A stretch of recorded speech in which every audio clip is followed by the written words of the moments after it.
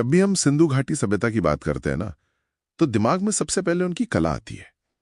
लेकिन अक्सर हम ये सोचते हैं कि ये सिर्फ सजावट के लिए थी, पर असल में तो ये उनके पूरे सिस्टम का एक हिस्सा थी। मतलब उनके व्यापार, उनकी पहचान, सब कुछ। आज के डीप डाइव का मिशन बस यही है, उनकी कला के पीछे छिपे राज को समझना। हाँ, संगम तो थी, पर एक बहुत ही अनुशासित संगम। हाँ। इसमें मेसोपोटामिया की कला की तरह वो कल्पना की खुली उड़ान नहीं दिखती है, बल्कि एक तरह का आप कह सकती हैं सिविक प्राइड और नियम कानून दिखाई देते हैं। तो आज हम पत्थर, धातु और मिट्टी से मिले सुरागों को देखेंगे और जानेंगे कि वो हमें उस समाज के बारे में क्या बताते हैं। ठीक है, तो हमारा पहला सुराग उनकी मोहरें, जो छोटी छोटी होती थी। हाँ। ये ज्यादातर सेल खड़ी मतलब स्टीयरटाइट से बनी है और इन पर जानवरों के जो चित्र हैं, एक श्रृंगी, बैल, बाघ, बहुत सजीव है। हाँ।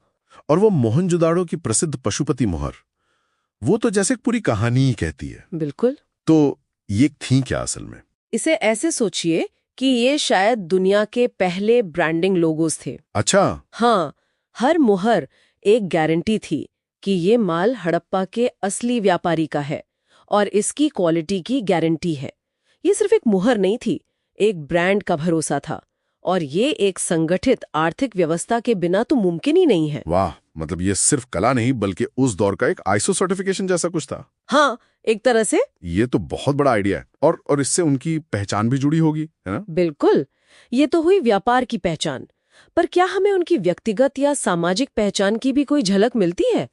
उसके लिए हमें उनके दूसरे सुराग यानी मूर्तियों को देखना होगा। और यहाँ आता है सबसे दिलचस्प हिस्सा, वो मोहनजोदड़ो की नर्तकी की कांस्य मूर्ति।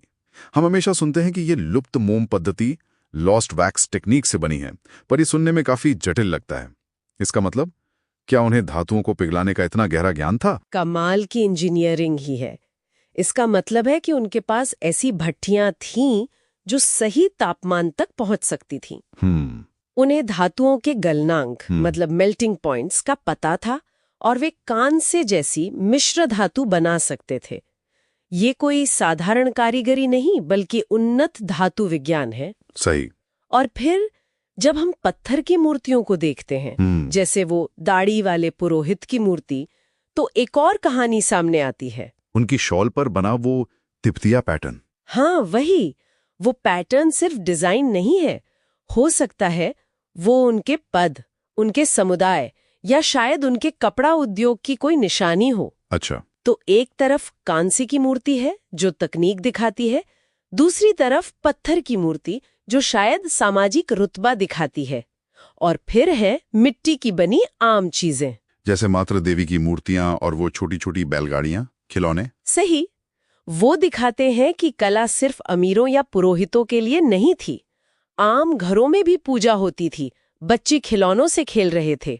मतलब हड़प्पा में भी ग्वाबाब को बच्चों के लिए खिलौने खरीदने पड़ते थे। हाँ, कुछ चीजें कभी नहीं बदलती। तो इतने व्यवस्थित व्यापार, समाज और कला को चलाने के लिए किसी न किसी तरह के हिसाब किताब या संवाद की जरूरत तो पड़ी होगी। और यही हम सबसे बड़ी पहेली पर पहुंचते हैं, सिंधु लिपि, हमारा अंतिम और सबसे रहस्यमयी सुराग। एक ऐसी लिपि जिसे आज तक कोई पढ़ नहीं सका। नहीं। एक मिनट, इसके बारे में कहते हैं कि इसमें 400 से 600 चिन्ह है।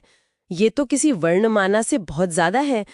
तो क्या इसका मतलब यह है कि हर चिन्ह एक पूरे शब्द या विचार को दिखाता था? यही तो सबसे बड़ा सवाल और बहस का मुद्दा है। और इसे लिखने का तरीका भी बड़ा अजीब है, जिसे बुस्ट्रोफेदेन कहते हैं। बुस्ट्रोफेदेन मतलब एक लाइन दाएं से बाएं तो अगली बाएं से दाएं, जैसे कोई किसान खेत जोत रहा हो। और धूलावीरा में जो एक बड़ा साइन बोर्ड मिला है, उससे लगता है कि ये सिर्फ व्यापार के लिए नहीं बल्कि सार्वजनिक सूचना के लिए भी इस्तेमाल होती थी। तो इसका मतलब क्या निकलता है?